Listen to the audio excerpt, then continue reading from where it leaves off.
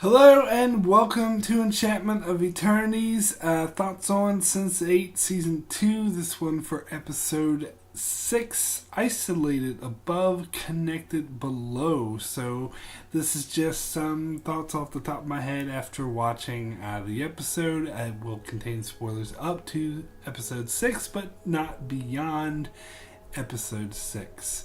So if you haven't seen past this episode, then you're perfectly free from spoilers because neither have I.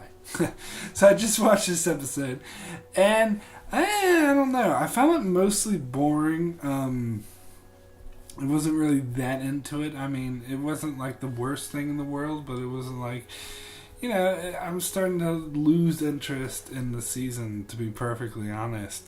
There's some interesting aspects to the episode, particularly towards the end, but that seems to be the past couple of episodes. It seems to be the format is that it's kind of dull, but it has like an interesting or like suspenseful ending. But it seemed really long too. I'm looking at it here, and it was 67 minutes. Where most of the other episodes are like 56 or 60, and it felt really long too. And I think they get the gay pride parade thing, that was all well and good. Like I get the purpose of it, and I have to be honest, it did get me in the feels. Leto's speech, it was quite touching, and it was a good revelation for the character. But the whole montage of them dancing and having the music and stuff, it's getting a bit old. They're overplaying their hand a bit too much with that. And I think about how much it must have cost to film that scene, even if they went to a pre-established gay pride parade rather than putting one on just to film the thing. If they either way though, that's like a lot of money that they spent, and I don't think it was really necessary.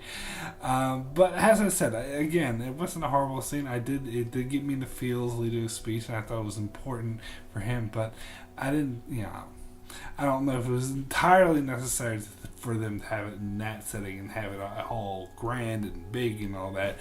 And I never liked the romance between Kala and Wolfgang. Bored of that. And so when the scene they were having sex, I suppose that Kala was actually having sex with her husband, but at the same time it was like Wolfgang instead of her husband, so her husband thought he was having sex with her, but she thought she was having sex with, I don't know. I was just not interested in him, to be perfectly honest. I mean, Cappius having sex with that other woman, that was a tad bit more interesting, but it's not nothing that blew me away. And they're trying to convince him to become a politician, which is, I guess, I don't know, kind of interesting.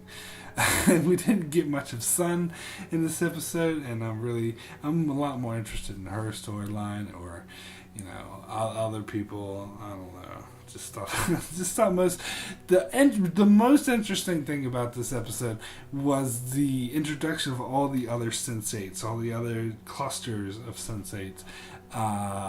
We get that old dude we saw the other episode. We find out it's just a Scottish guy who is very distrusting. In fact, everyone they meet in this episode is very distrusting of them, which I'm not I understand that. I'm not saying it's fake or I don't buy it. It's fine. I just don't know how well it works for storytelling purposes.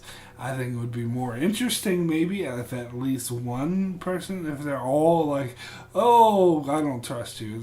I don't know. I think it would be more interesting if someone actually trusts him. But they did get the old Scottish dude, did trust Riley by the end of the episode, so that's something.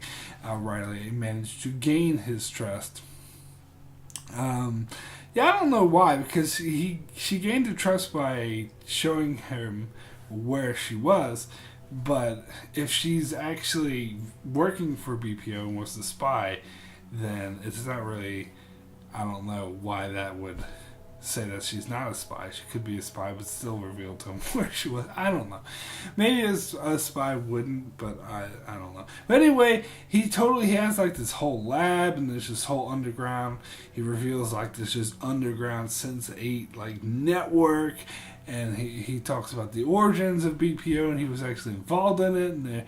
And we heard about this before, that there was originally supposed to be like, they were a good thing. They were like, working cooperation with Sapiens, as he calls them, and everything was all lovey-dovey, but slowly it went downhill. And he was saying that the creator would be, she was still alive, she would weep at what it's become.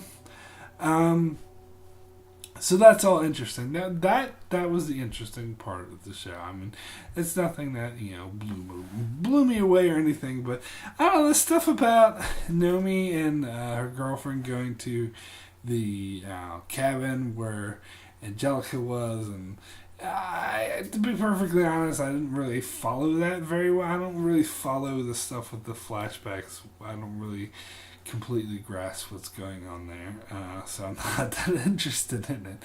Maybe once it starts to, when we get into it a bit more, maybe it'll make sense to me. Maybe those watching this video will be like, how can you not get it? I don't know. I just I'm only watching this once. I'm not going back and watching. Haven't rewatched season 1 forever as well, so maybe that affects it, but I don't know. I don't know. Like, this episode is okay. I'm not gonna say it. I'm not saying it sucked. Not at all. It was just a bit, it wasn't bad. It was just a bit dull, and I think things start to need to pick up. Come on, pick up for the show to get better.